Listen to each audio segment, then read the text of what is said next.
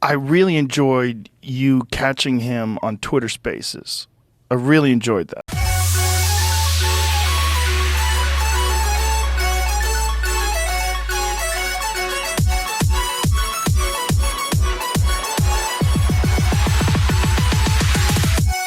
I listened to that whole thing because before that you have this guy who's this, whiz kid who you listen to him talk. He has an answer for everything. He's so articulate. He's so knowledgeable. Like I listened to previous interviews before he got busted. And then when you have him on, there's a lot of, I wasn't aware. I'm not sure. I'm not aware of that. I don't know. There was all this hemming and hawing and a lot of ums and ahs, and you just kept on him. It was amazing that first of all, it was amazing that he felt like he could do something like that. Like, why would he publicly communicate?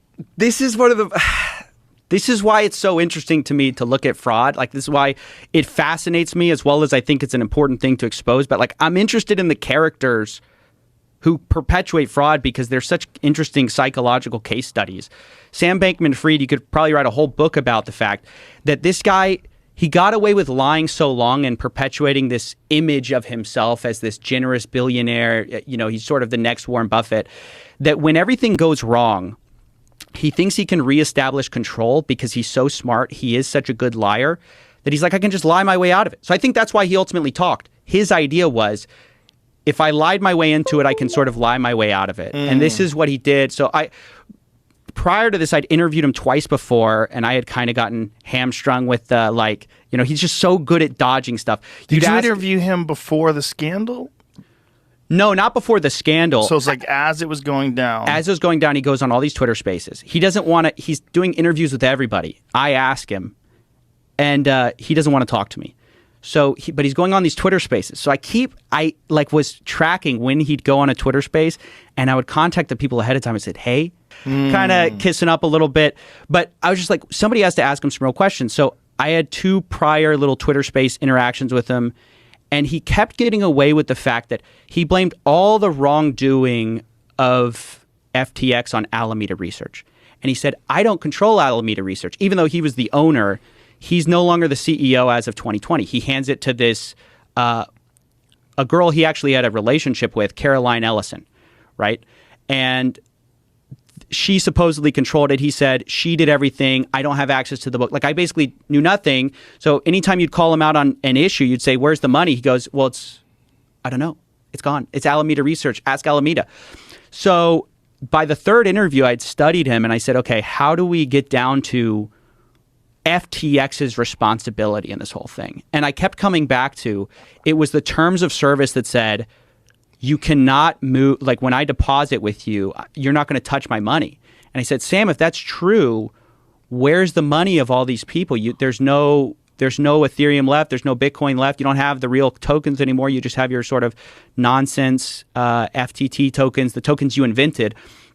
And he said, well, there were some margin trading accounts. And I'm like, no, but there were people who didn't trade with margin. There were people who just put their money with you. And all they wanted was they wanted to store some Bitcoin with Tom Brady. They wanted to be alongside Tom Brady. So he's like, there was fungibility between wallets.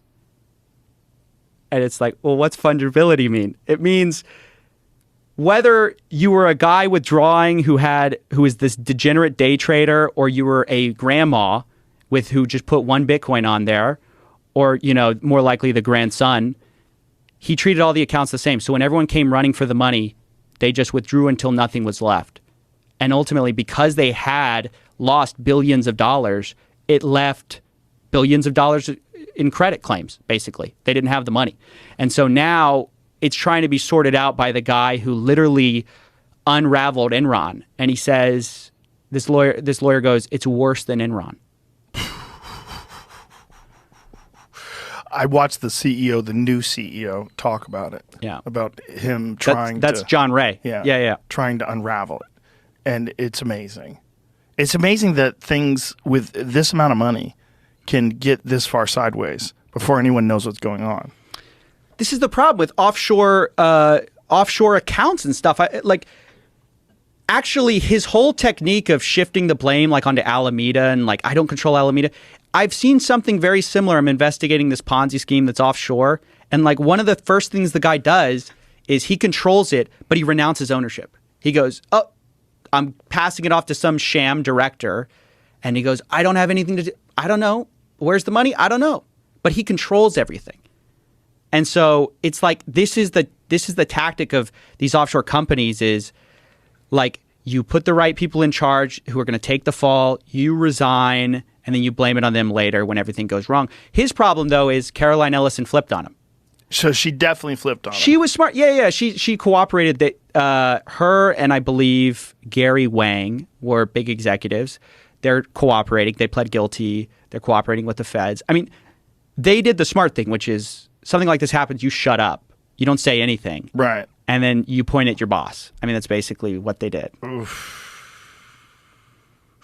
Which they for sure did stuff wrong too. You do not get to that level and not know that things were wrong.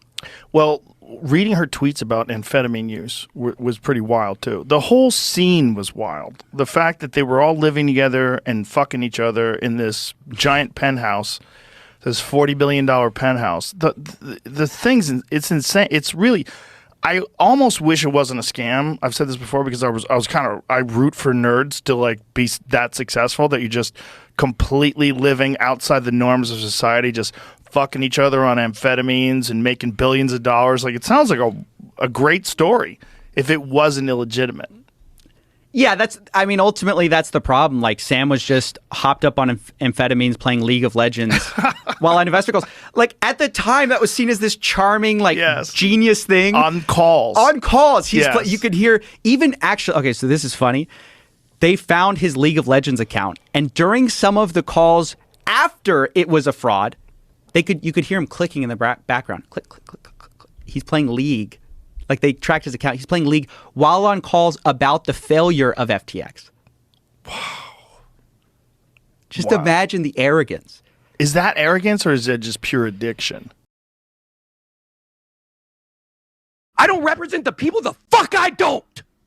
I'm the one who does. It's me. I'm the one out here putting the work in behind the scenes trying to save crypto while these devils, Sam Bankman Fried, Brian Armstrong, they're trying to permanently ruin it. This is not about money for me. I hope you guys understand this. I am here fighting for you. This guy with these freaking glasses on, this douchebag, is out here trying to tell you that only the suits know what to do. Only the suits. Only the people who have all the money. They're the ones who can determine what happens. No, our bill is for the people. And you're going to find this out. We've got the funding for it.